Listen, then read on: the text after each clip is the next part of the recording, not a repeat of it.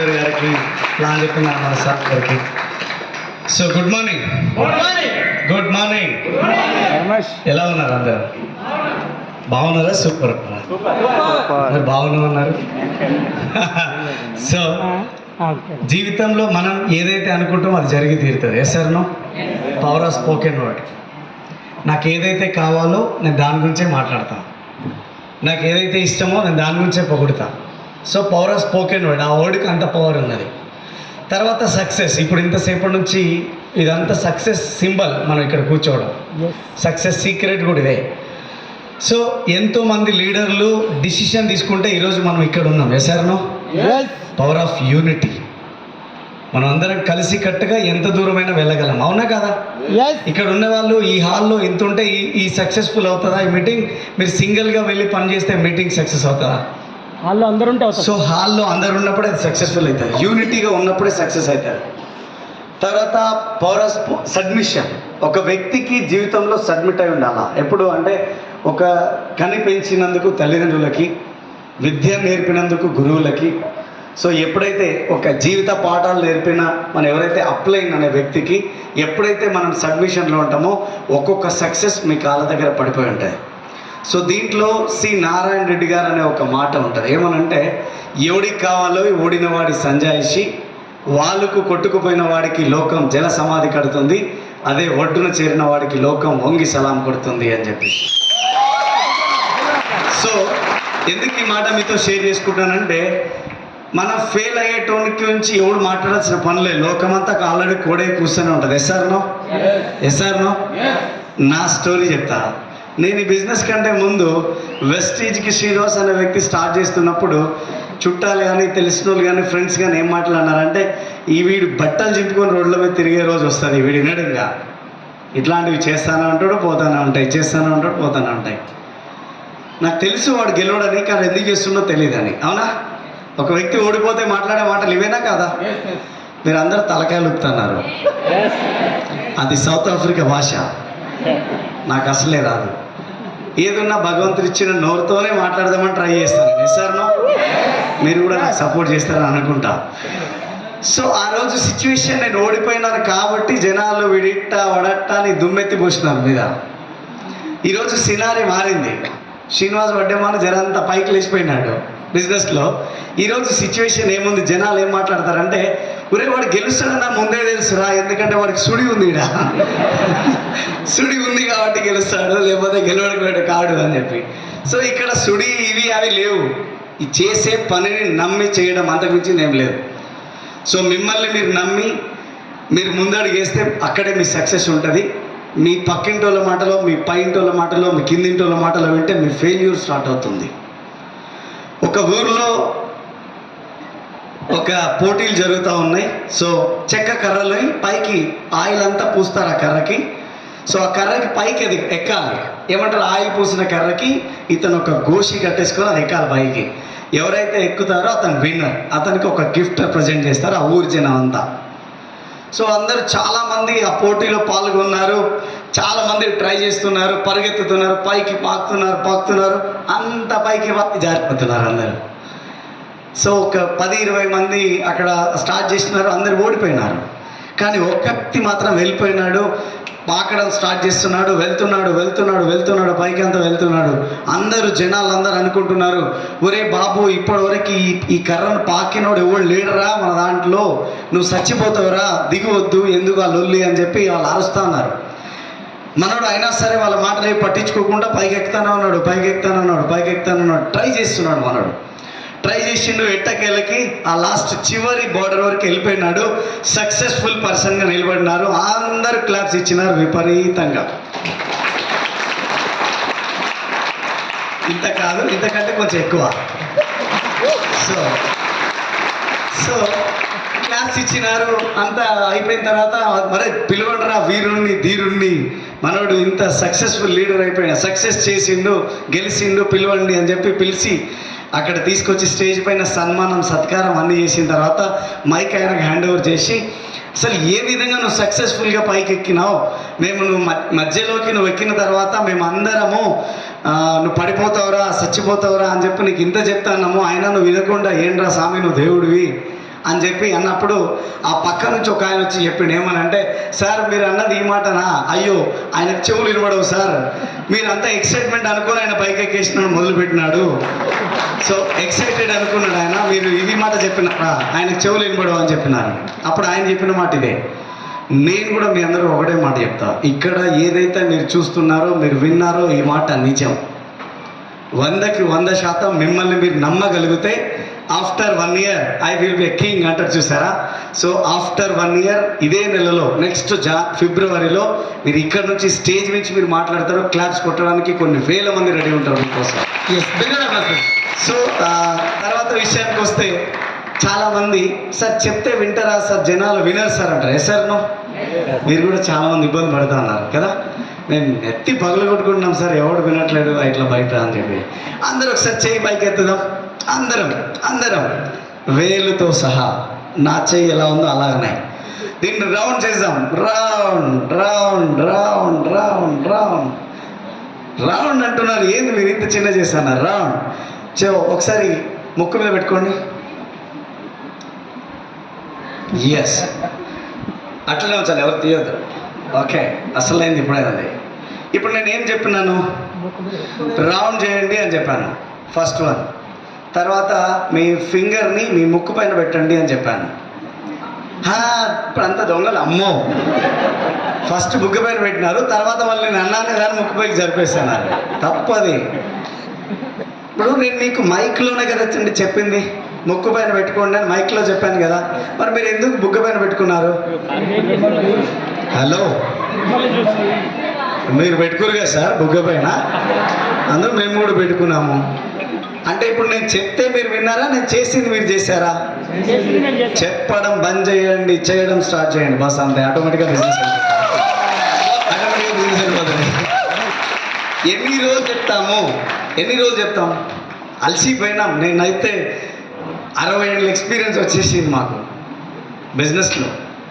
So మేము చేస్తున్న ప్రాసెస్లో ఎవరైనా వచ్చేసారు, సార్ ఇతను ఎట్లా సార్, అతను ఎట్లా సార్ అంటే మేము నవ్వి వెళ్ళిపోతున్నాం అక్కడ నుంచి. ఎందుకంటే మాకు అర్థమైపోతుంది సిచ్యువేషన్ ఏందని. ఒకటే గుర్తుపెట్టుకోండి, ఇక్కడ ఎంతమందికి ₹1,00,000 ఇన్కమ్ వస్తే బాగుంటుంది అనిపిస్తుంది?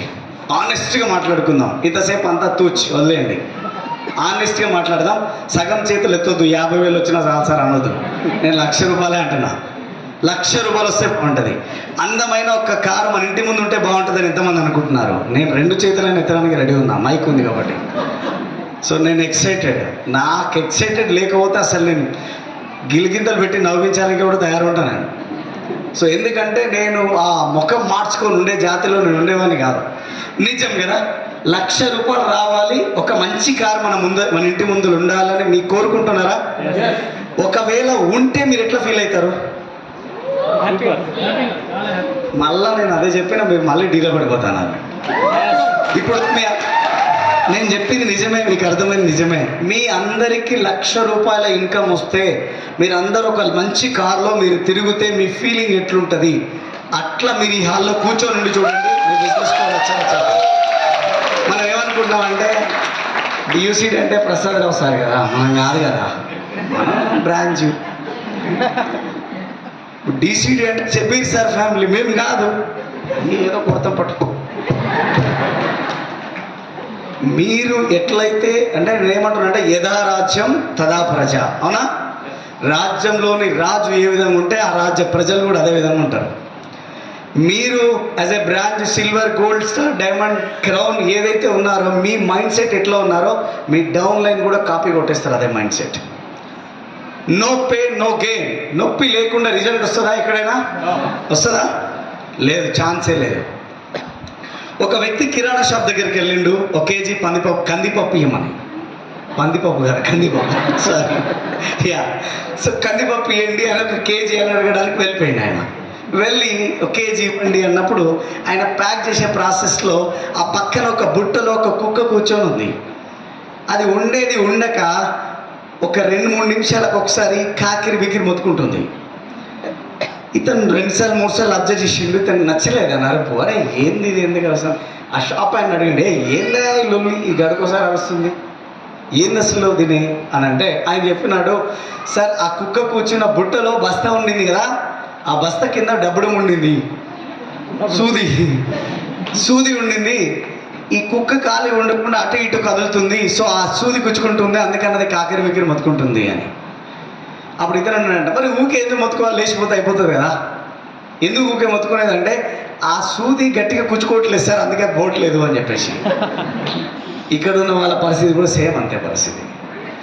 అప్పులోడు వచ్చి ఇంటి ముందరకు వచ్చి ఇస్తావా సస్తావా అంటే, బిడ్డ నిన్ను నిలబెట్టి నీ పైసలు కడతారు 2 నెలలు జరగండు అంటాడు. వీడు వెళ్ళిపోయింది ఎక్కడెక్కడ అయిపోయినాక ఫ్లోలో మస్తు మాట్లాడతాం అయితే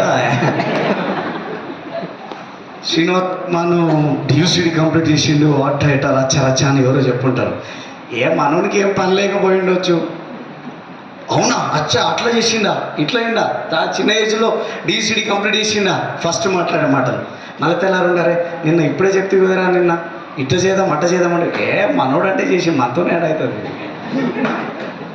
ఈ బ్యాచ్లో మనం ఉన్నాము అంటే ఈ భూమి మీద మనిషి 30 ఏళ్ళకి సస్తాడు, 70 ఏళ్ళకి బొంద పెడతాడు అంతే లెక్క.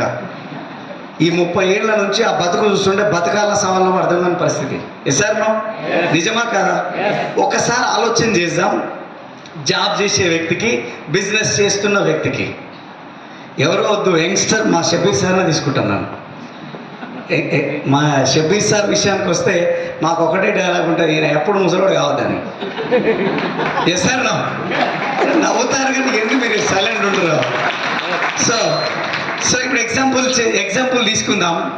మామూలుగా ఒక జాబ్ చేసే పర్సన్ మనం తీసుకుందాం. మన లైఫ్లో ఏమన్నా సక్సెస్ ఉందా, ఏమన్నా ఆనందం ఉందా?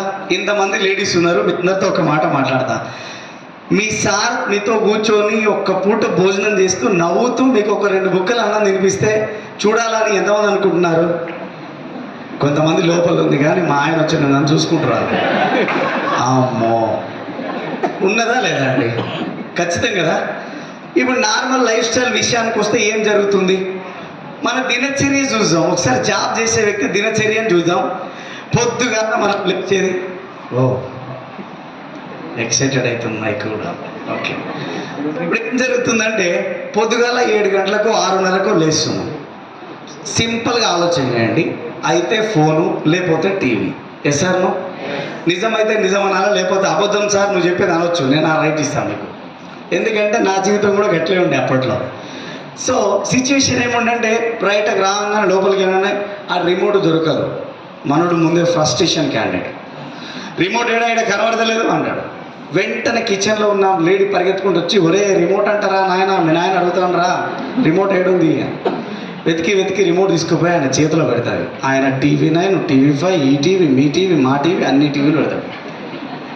8 టైం అవుతుంది. కిచెన్లోంచి ఏమండి టైం 8 అవుతుంది, తెలుసులే, తెలియదు అలాగూ జాబ్ పోయడం నేనే కానీ పోయి ఫ్రెష్ అప్ అయిపోతాడు. బయటకు రాగానే ఇంట్లో ఏదో దోశ ఏదో ఆమెకి ఉంది, ఏదో ఉండింది పెట్టేయడానికి రెడీ ఉంటుంది. ఇంత హడావుడిలో ఇంత పప్పు ఏందిరా పప్పులో పడతారు, ఈ చట్నీలో ఇంత ఉప్పు తగ్గేసింది అనుకున్నాం. ఆయన వచ్చి ఆ ఇడ్లీ ఇట్లా చించి ఇట్లా పెట్టి నోట్లో పెట్టి, ఎక్కడ ఏం మత్తి పెట్టుకొని ఉన్నావు ఇడ, చట్నీలో ఉప్పు లేదు పప్పు లేదు ఏం లేదు, ఏం చేశాను అంటాను అని.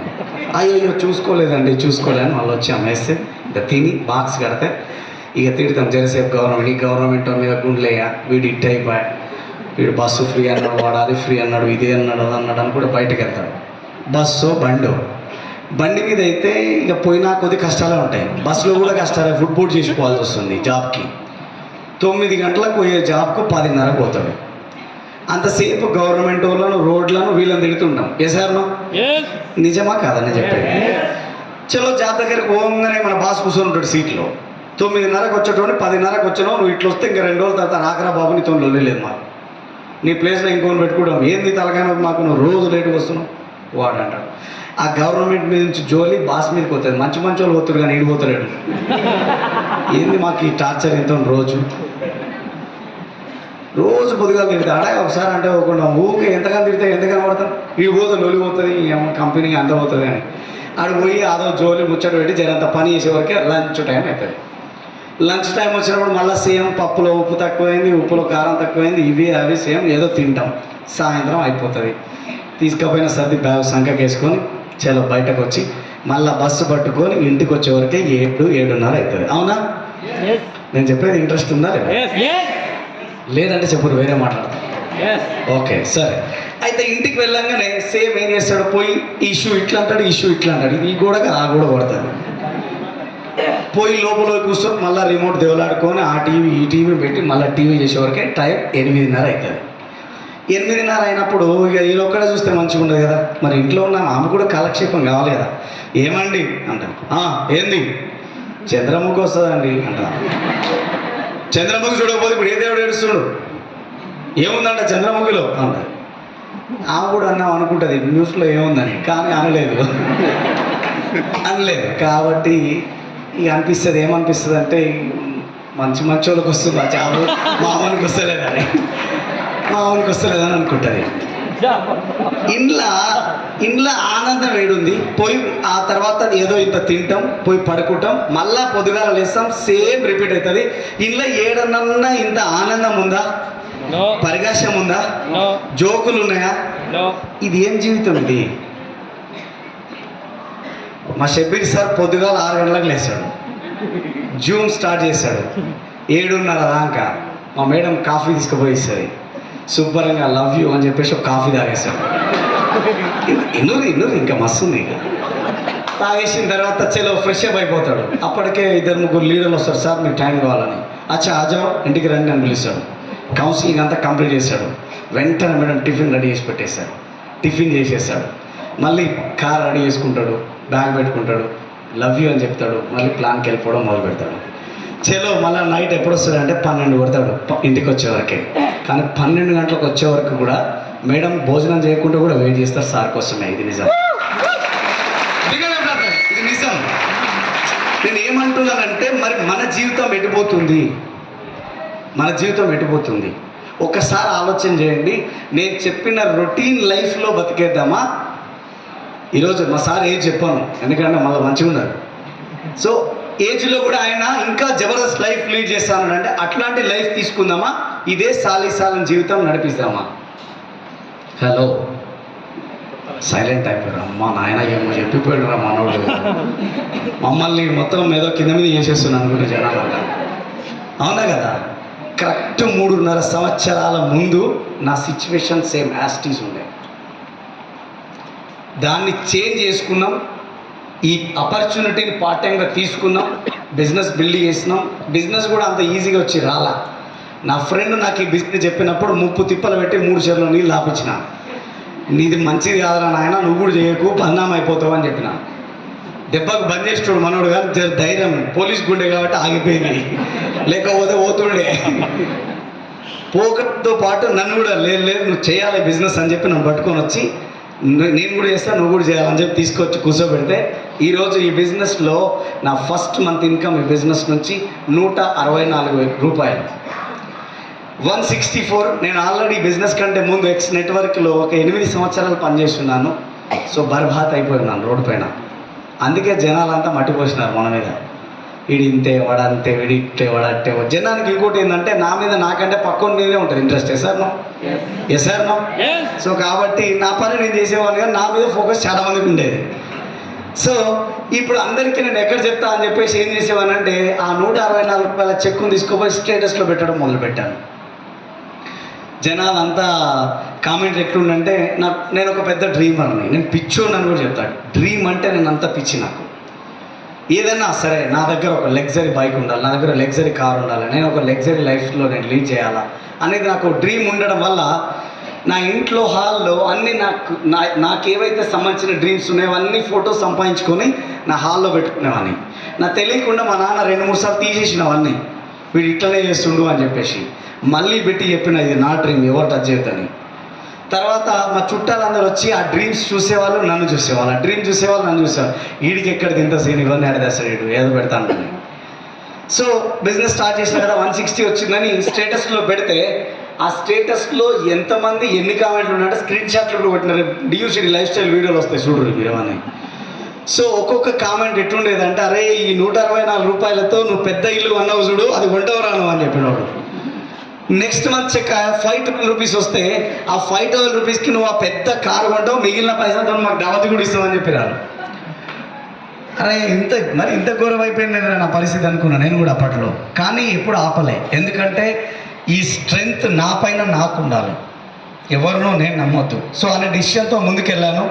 నా థర్డ్ మంత్ ఈ బిజినెస్ నుంచి 17,900 రూపీస్ వచ్చింది యాజ్ ఎ బ్రాంచ్ డైరెక్టర్గా. సో 17,900 రూపీస్ వచ్చినప్పుడు సేమ్ అదే చెక్ను తీసుకుపోయి కూడా స్టేటస్లో పెట్టినా మీరన్నా సపోర్ట్లు కొట్టరు, ఇప్పటివరకు ఎవడు కొట్టలేదు సపోర్ట్లు. తర్వాత అట్లానే బిజినెస్ని బిల్డ్ చేస్తూ పోయినా ఈరోజు నా హైయెస్ట్ ఇన్కమ్ వెస్టీజ్ నుంచి 9,56,000 రూపాయలు. పెద్ద ఇన్కమేనా? పెద్ద ఇన్కమ్, చిన్న ఇన్కమ్? పెద్దదా చిన్నదా? పెద్ద ఇన్కమ్ వచ్చింది. దాంతోపాటుగా చెప్పాను కదా, నా డ్రీమ్ చాలా పెద్దది, గోడ పైన పెట్టుకునేవాని నవ్వేవాళ్ళు జనాలని. నేను ఒకటే నమ్ముతా, విమర్శించబడిన వాళ్ళ విగ్రహాలు ఉన్నాయే తప్ప విమర్శించిన విగ్రహాలు లేవు ఇక్కడ, ఎక్కడా లేవు. ఎసర్నో? ఇక్కడ ఎవరి విగ్రహాలు అయితే చూస్తున్నామో వారంతా విమర్శించబడిన వాళ్ళు, విమర్శించే వాళ్ళు కాదు. నేను నమ్ముతున్నా మీరందరూ విమర్శించబడిన వాళ్ళు, విమర్శించే వాళ్ళు కాదని. సో మీరేమంటారు? ఎసర్నో? ఎప్పుడైతే ఒక వ్యక్తి అవమానపడతాడో అతనికే సన్మానానికి దగ్గర అవుతాడు. ఎప్పుడైతే ఒక వ్యక్తి అవమానించడానికి రెడీ అవుతాడో అతను ఏమంటాడంటే పునాదులతో సహా కూలిపోతాడు. సో నేను డ్రీమ్ చేసేవాడిని, ఇదే వెస్టీజ్ నుంచి ఒక మంచి కార్ పర్చేజ్ చేశాను, స్కోడా ర్యాపిడ్ 16 లక్షల రూపాయలతో 2.5 సంవత్సరాల ముందు. సో దాంతోపాటు నా డ్రీమ్ హోమ్, నాకు చాలా లగ్జరీ హౌస్ అంటే నాకు చాలా ఇష్టం. చిన్నప్పటి నుంచి ఇల్లు లోపల నుంచి ఎట్లుంటే బాగుంటుంది, డూప్లెక్స్ అయితే బాగుంటుంది, ఎట్లుంటుంది అని నేను విజువలైజ్ చేసుకునేవాడిని. సో 1 ఇయర్ ముందు నుంచి ఒక ఆర్కిటెక్ట్తో ప్లాన్ చేసుకొని ఒక డ్రీమ్ హోమ్ని నిర్మించాను, సుమారుగా 2.5 కోట్ల రూపాయలతో. ఈరోజు నా ఇంట్లో వర్షం వస్తున్నా, చీకటైనా, ఎండ కొడుతున్న సంబంధం లేకుండా నా ఇంట్లో నేను ఒక సినిమా థియేటర్ డిజైన్ చేసుకున్నాను. నా ఇంట్లో నా డ్రీమ్ అంత పెద్దది. సో అదేవిధంగా దాంతోపాటు రీసెంట్గా ఒక లైఫ్ స్టైల్ వీడియో స్టార్ట్ అవుతున్నప్పుడు ఏదైనా ఒక రైడ్ ఉండాలి, బాగుంటుంది, ఒక రైడ్ ఉండాలి అన్నప్పుడు ఒక రైడ్ ప్లాన్ చేద్దామని చెప్పేసి అప్పుడు వీడియో చేసే ఫ్రెండ్ ఆకాష్ భాయ్తో డిస్కస్ చేసినప్పుడు ఆయన అన్నాడు, ఒక బైక్ రైడ్ అయితే చాలా బాగుంటుంది నీకు అని చెప్పేసి. ఇదే 3 ఇయర్స్ బ్యాక్ నాకు ఒక పాప, నా మిసెస్ శివాని వడ్డిమాను, నా పాప శ్రీక్తి వడ్డిమాను. సో నా పాపకి మదర్ మిల్క్ లేకుండే, 420 రూపాయల కోసం మీరు ఒకవేళ నాకు పరిచయం అంటే మిమ్మల్ని కూడా నేను అప్పడిగేవాడిని, మళ్ళీ ఇస్తా 500 ఉంటాయి ఇవ్వండి అని చెప్పేసి. అది నా పొజిషన్. కానీ ఈరోజు ఇదే ఆ జస్ట్ సింగిల్గా ఒక చిన్న మాట ఆయన చెప్పినాడని ఆ నెక్స్ట్ 1 అవర్లో 3,24,000 పెట్టి నేను ఒక జావా బైక్ పర్చేజ్ చేసి అది ఆ షూట్ అందులో పెట్టేశాను. అంటే ఆలోచించేది లేదు. ఒకప్పుడు ఒక 500 రూపాయల కోసం 5,000 సార్లు ఆలోచించిన నేను ఇప్పుడు ఏదైనా ఒక విషయం జరుగుతుంది, ఏదైనా ఇది కావాలంటే అర సెకండ్ కూడా ఆలోచించుకోకుండా కొనుక్కోగలుగుతున్నామంటే ఓన్లీ ఏదైనా ఉంది నా జీవితంలో అంటే అది Vestige combination of winning team education system. So అంత గొప్ప సిస్టంలో మేము ఉన్నాం, అంత గొప్ప ఆపర్చునిటీలో మేము ఉన్నాం, మా లైఫ్ని ఈరోజు మార్చుకోగలుగుతున్నాం. సో బై ద వై నా పేరు ముందు మీకు చెప్పడం మర్చిపోయాను, శ్రీనివాస్ వడ్డెమాను. సో హైదరాబాద్ నుంచి నేను వస్తున్నాను. సో ఈ బిజినెస్లో మేము డిసైడ్ అవ్వడానికి ఇప్పుడు ఇంతసేపు మన ప్రసాద్ సార్ ఒక మాట చెప్పినారు, FRU ఫంక్షన్ అని. ఈ ఒక్క చిన్న మాట చెప్పి నేను క్లోజ్ చేస్తాను ఇక్కడ నుంచి. సో నేను బిజినెస్ స్టార్ట్ చేశాను. బిజినెస్లో సుమారుగా నాకు బిజినెస్ బిఫోర్ ఒక 36 lakhs మైనస్లో ఉండే. సో అప్పుడు బిజినెస్ స్టార్ట్ చేశాను, చేయాలి ఏదైనా సరే బిజినెస్లో ముందుకు వెళ్ళాలని డిసైడ్ అయ్యాను. సో ముందుకు అడుగు వేస్తున్న సిచ్యువేషన్లో ఇట్లాంటి ఒక మీటింగ్ని అటెండ్ చేయించారు నా అప్లైన్ నన్ను. నాకు ఎప్పుడు ఫస్ట్ బెంచ్ నచ్చేది కాదు, ఈరోజు ఫస్ట్లో కూర్చోబెడితే నాకు కొత్తగా అనిపిస్తుంది. మనం మొత్తం వెనకాల బ్యాచ్, వెనకాల సీట్ అయితే నాకు కంఫర్టబుల్ ఉంటుంది. సో ఎడ్యుకేషన్లో కూడా మనం అంత చింపేస్టోళ్ళం ఏం కాదు, యావరేజ్ స్టూడెంటే. ఎందుకంటే ఇంటికాడ పుస్తకం పట్టిన వాళ్ళం కాదు. సో కాబట్టి అది లేదు. సిచ్యువేషన్ ఏంటంటే ఇట్లాంటి ఒక మీటింగ్కి ఇన్వైట్ చేసినప్పుడు సీట్ దొరకలేదు. ఒక లాస్ట్లో ఉన్నప్పుడు ఒక మీటింగ్ ప్రమోషన్ నడుస్తుంది, ఇట్లాంటి మీటింగ్లో మేము వెళ్ళాము, మేము ఇంత పెద్ద చేసాము, మేము ఇది సంపాదించాము, మేము ఇది కొన్నాము, అదతి చేసామంటే నేను అనుకున్నా వీళ్ళు ఇంకా జనాన్ని ఇట్లా మ్యానిపులేట్ చేశానరా ఇంకా అని చెప్పి. ఏదంటే ఒరిజినాలిటీ ఉండాలి, ఇంకా ఇట్లా చెప్తున్నారా, ఇంకా ఇట్లా కూడా చెప్తున్నారా బిజినెస్లో అని అనుకునేవాడిని. అనుకున్న తర్వాత గాలి అటు ఇటు పోయి మా అప్లైన్ ఆ గాలి నాదికే మలిపిండు. శ్రీనివాస్ నువ్వు ఎట్లయినా సరే ఢిల్లీలో ఎఫ్ఆర్యూ ఫంక్షన్ ఉంది, నువ్వు రావాలి అని చెప్పేసి. అటు ఇటు పంచనే ఉంది, నేను ఏదో అనుకున్నా కానీ నేను నాదికి వచ్చేసింది ఏంది అని చెప్పేసి ఎట్లన్నా చేసి మీటింగ్ బంద్ చేయాలి. ఎందుకంటే పైసలు లేవు నా కాడ. నేను 500 పాల డబ్బే కొనలేను, నేను 15-20 వేలు పెట్టి మీటింగ్కి వస్తా ఢిల్లీలో. అది అన్న తర్వాత ఇది ఏదో ఢిల్లీ అనేది బాగానే ఉంది, ఎర్రకోటో పార్లమెంటో ఏదో చూడొచ్చు, మంచిగా ఉంది, కానీ పోవడానికి డబ్బులు లేవు కదా సిచ్యువేషన్ అని చెప్పేసి నా అప్లై నాకు వచ్చి చెప్పినప్పుడు ఏం చెప్పినంటే, మా తాత కొంచెం కింద మీద చేస్తుంది సార్, పోయేటట్టు నువ్వు ఇడిచి పెడితే నేను మా తాత కాడు ఉంటా, మీరు పోయిరాని మీటింగ్కి నెక్స్ట్ టైం మాత్రం పక్కా వస్తా అని చెప్పిన. నా పైన మా అప్లైన్ కూడా ఏం చెప్పిండంటే, నువ్వేం పికర్ చేయకు, ఒకవేళ ఆయన పోయినా ఐస్ బాక్ రెడీ చేపిస్తానని చెప్పినాను. ఈ పోయినా కూడా నేను వాను అని చెప్పిన. అంటే ఈయనే పరిస్థితి లేదు, నువ్వు రావాలని చెప్పిండు. కానీ అప్పటికి కూడా ఆలోచిస్తున్నా, ఎట్లన్నా చేసి మీటింగ్ బంద్ చేద్దాం, ఎట్లన్నా చేసి మీటింగ్ వదిలేద్దాం అనుకున్న సిచ్యువేషన్లో ఒకరోజు మీటింగ్కి వెళ్ళినప్పుడు ఇంకొక గ్రేట్ లీడర్ మీటింగ్ మాట్లాడుతుండే.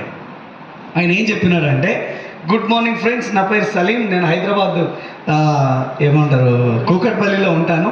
సో నేను ఈ బిజినెస్ కంటే ముందు 40 లక్షల అప్పు ఉండే, నేను ఒక క్యాబ్ డ్రైవర్ని, నేను ఈ బిజినెస్ని బిల్డ్ చేస్తూ ఈరోజు నా సగం అప్పులు కంప్లీట్ చేసుకుంటూ నేను ముందుకు వెళ్తున్నాను అన్నాడు. నాకు ఇంకే వినపడలే, ఎవరు చెప్పింది వినపడలేదు, నాకు ఒకటే ఆయన చెప్పింది ఒకటే మాట వినపడేది, 40 లక్షల అప్పు నేను అలా సగం తీర్పినాను. అరే నాకు 36 ఉన్నాయి, నాకంటే 40 పెద్దదే కదా.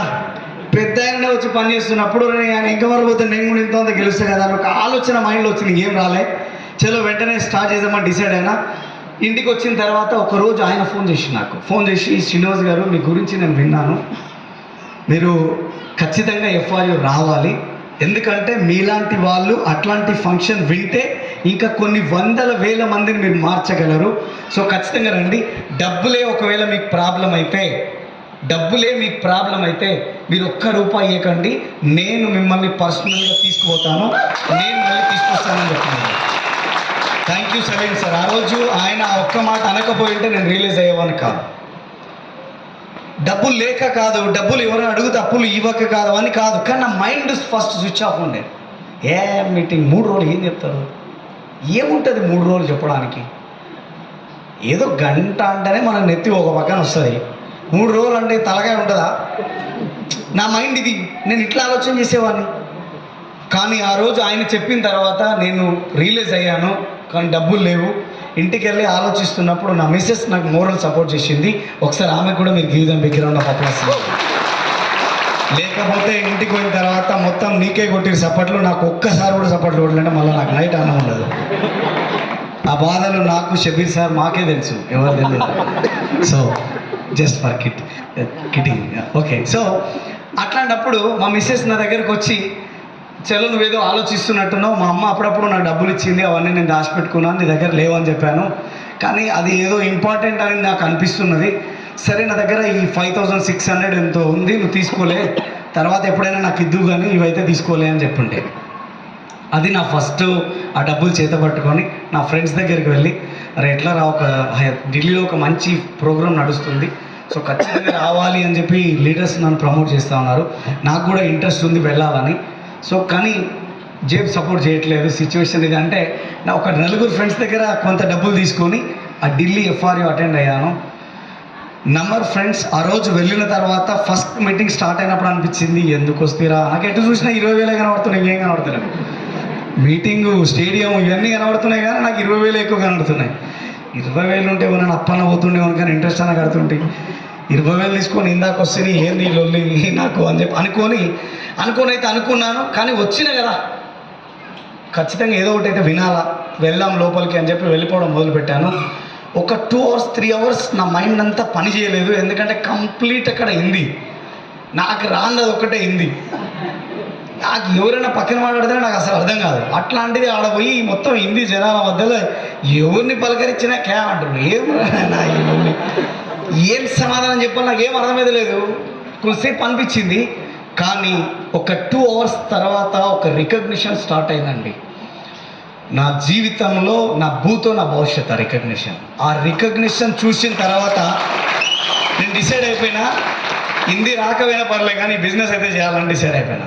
వాళ్ళు ఏం మాట్లాడుతారో సంబంధం లేదు, పక్కోడు నవ్వుతున్నా మనం నవ్వాలా, పక్కోడు సపోర్ట్ మనం కొట్టాలి, బస్ అంతే.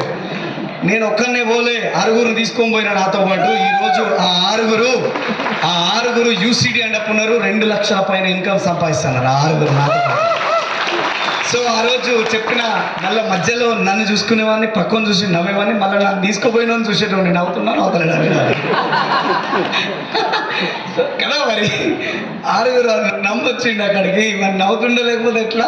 మధ్యలో పోయి వాళ్ళని మోటివేట్ చేసేవాళ్ళు, రే హిందీ సంబంధం లేదు, భాష ముఖ్యం కాదు మనకి, భావం ముఖ్యం రా, మనం సక్సెస్ అయిపోదాం, అట్లా ఇట్లా అని చెప్పి వాళ్ళకి మోటివేట్ చేసేవాళ్ళు. మధ్యలో మళ్ళీ పోయి కూర్చునేవాడిని, పక్కన కూర్చుంటే జోలు పెడతారని కొంచెం దూరం పోయి కూర్చునేవాడిని వాళ్ళ దగ్గర నుంచి. అది కూడా మీరు కూడా రేపు అదే పని చేయాలి, ఎఫ్ఆర్యూలో మీ వల్ల పక్కన తీసుకోవద్దు. సో అట్లా చేసిన తర్వాత సెకండ్ డే వాళ్ళకి ఏం మోటివేట్ చేసినా మరి అది మర్చిపోయినారు. వాళ్ళకి మోటివేట్ చేసింది ఏముందంటే, మీటింగ్ కాదురా మనం పోయేది, మీటింగ్ పేరు చెప్పుకొని పార్లమెంట్ పోదాం, ఏదేంది ఇండియా గేట్ పోదాం, తాజ్మహల్ ప్రపంచంలో ఒక వింత అది చూపిస్తాను మీకు అని చెప్పిన. వాళ్ళు నమ్మిరు నన్ను, వాళ్ళు నమ్మేసి నన్ను చలో పోదాం పారని చెప్పి తీసుకొని పోయిన తర్వాత, కానీ నేను అన్న మాట తప్పలేదు, రిటర్న్లో అన్ని చూపించుకొని తీసుకొని వచ్చిన వాళ్ళని. సో ఆ వచ్చిన తర్వాత సెకండ్ డే రోజు వాళ్ళకి అడిగిన, అరే మనం ఈరోజు మీటింగ్ వెళ్ళట్లేము, మనం పార్లమెంటు ఇండియా గేట్ పోదామంటే, పిచ్చోడవా ఎవడరా నువ్వు, పిచ్చోడవా ఇంత పెద్ద మీటింగ్ ఏందిరా, ఆ టికెట్ దొరకడం మన అదృష్టం, ఇంత పెద్ద మీటింగ్ పోవడం మన అదృష్టం రా, ఇట్లాంటి మీటింగ్ మిస్ చేసుకుంటే పుట్టగతులు ఉండవు మనకి, చల్ ఇవన్నీ తిరుగుడు బంద్ చేయండి, చలో మీటింగ్ పోదాం పండి అని చెప్పింది మా ఫ్రెండ్ ఒక అతను. నేను కూడా వాళ్ళని కావాలని తీసుకుపోదామని కాదు, చెక్ చేసి చూద్దాం, గోల్ కొడితే ఏమంటారో చూద్దామని చెప్పిన. అరే మామ నువ్వు మంచి చెప్పినవరా, మీటింగ్కి పోదాం బా అని మళ్ళీ పట్టుకొని పోయినా. ఎందుకంటే వీళ్ళు నా తెలియకుండా ఎత్తుకొని పోతే, నా తెలియకుండా వీళ్ళు పోయిరు అనుకో మళ్ళీ మీటింగ్ గాయబ్ అవుతుంది కదా. సో కాబట్టి వాళ్ళని చెక్ చేసిన, 3 రోజులు 100% మీటింగ్లో ఉన్నారు.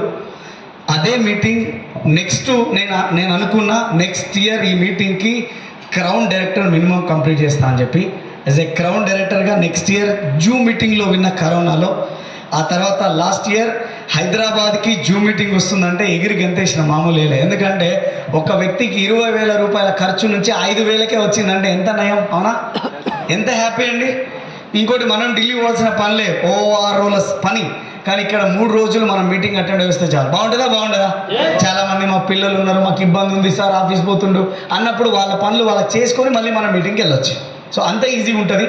సో అప్పుడు అనిపించింది ఎట్లయినా సరే ఇంకొక పెద్ద పిన్ లెవెల్ వెళ్ళాలని. లాస్ట్ ఇయర్ ఎఫ్ఆర్యూలో యూనివర్సల్ క్రౌన్ డైరెక్టర్గా రికగ్నిషన్ తీసుకున్నా. లాస్ట్ ఇయర్ మన అప్లైన్స్ ఎవరైతే ఉన్నారో, T Srinivas sir, Das sir, T Srinivas sir, మన కుల్కర్ణి సార్, చరణ్ సింగ్ సార్, మన ఇందర్ బీర్ సార్, ఇంతమంది రికగ్నిషన్స్ చూసిన తర్వాత నేను డిసైడ్ అయిపోయినా, ఇట్లాంటి రికగ్నిషన్ వచ్చే సంవత్సరం నాకు ఇదే ఎఫ్ఆర్యూ ఫంక్షన్లో జరుగుతుంది అని ఆ రోజే నమ్మిన. వాళ్ళ రికగ్నిషన్లో నా రికగ్నిషన్ చూసుకున్నా, డిసైడ్ అయినా, డ్రీమ్ చేసిన. ఎఫ్ఆర్యూ కంటే ముందే, కొన్ని నెలల ముందే నా డియూసిడి పిన్ నేను కంప్లీట్ చేసుకోగలిగిన. సో ఈరోజు నేను డ్రీమ్ చేయడానికి, నేను డిసైడ్ అవ్వడానికి, ఈరోజు ఇంత పెద్ద లైఫ్ స్టైల్ లీడ్ చేయడానికి ఒక ఏమంటారు, ఒక సిచ్యువేషన్ క్రియేట్ చేసింది ఏదైనా ఉంది, సిచ్యువేషన్ ఏదైనా ఉంది అంటే అది ఎఫ్ఆర్యూ ఫ్యామిలీ రియూనియన్. ఎంతమంది ఇక్కడ టికెట్స్ బుక్ చేసుకొని ఉన్నారు ఆ సెషన్కి? ఎంతమంది? ఇంతేనా? ఇంకా రావడానికి రెడీ ఉన్నా? ఇంకెంతమంది రావడానికి రెడీ ఉన్నారు? ఏం సార్ ఇంతసేపు చెప్పిన తర్వాత ఏమో సార్ చూస్తాం సార్ అని రెడీ ఉన్నారా? మీరు రెడీ లేకపోయినా ఎఫ్ఆర్యూ జరుగుతుంది, మీరు రాకపోయినా బ్రహ్మాండంగా ఎఫ్ఆర్యూ అవుతుంది. నేను అడుగుతానా, ఈ ఎఫ్ఆర్యూకి మీరు వస్తే నెక్స్ట్ ఎఫ్ఆర్యూ వరకు నీ గోల్ ఏంది? నీ గోల్ నీకు కనబడుతుంది, నీ డ్రీమ్స్ నీ చుట్టూ తిరుగుతుంది వైఫల్ లాగా. సో మనం వెస్టీజ్ నుంచి మన లైఫ్ను మారుద్దామా, అట్లనే ఉందామా? మార్చుకోవడానికి ఉన్నామా, అట్లనే ఉందామా? నేను ఒకటే చెప్తా సార్, మా పిల్లలు ఉన్నారు సార్, మా వాళ్ళు ఏడైతుంది సార్ అని. నేను చెప్తాను, మీ పిల్లల కోసమే బిజినెస్ బిల్డ్ చేయండి, వాళ్ళ బంగారు భవిష్యత్తుకి మీరు ఇక్కడి నుంచి బాటలేయండి. సార్ హౌస్ వైఫ్ బయటికి వెళ్ళలేను, మీ సార్ని కూడా పురమాయించండి, ఏం పర్వాలేదు. వస్తలేడు సార్ అంటారు, ఎవరు పట్టుకరండి. సో మేము అట్లా పోయినాం, మా లైఫ్ మారింది. Almost ticket sold out. అవును sir, almost ticket sold out. నాకు తెలిసి ఇంకొక 1-2 అవర్స్లో కూడా మనకి అది రావచ్చు, టికెట్ సోల్డ్ అవుట్ అనే పోస్టర్ మనకి రావచ్చు. ఒకవేళ మీకు ఆ టికెట్ దొరికి ఆ 3 రోజులు కనుక మీరు అక్కడ ఉండగలిగితే, మీ జీవితంలో మిమ్మల్ని ఆపే శక్తి ఏ శక్తి మీకు అడ్డు రాదు.